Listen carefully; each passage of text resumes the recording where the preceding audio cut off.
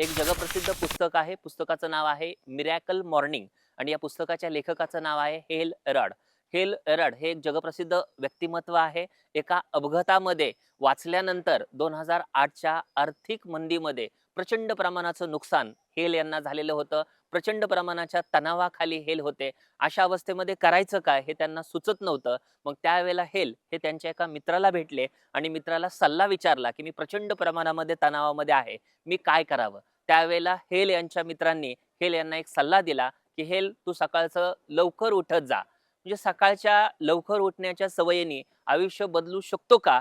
हा विचार हेल करत होते. परंतु मित्रांना सांगितलेला सल्ला हेल ऐकत होते आणि त्या पद्धतीनं हेल यांनी सकाळी लवकर उठायला सुरुवात केली आणि लवकर उठायला सुरुवात केल्यानंतर हेल यांना एक जगप्रसिद्ध कोड सापडला.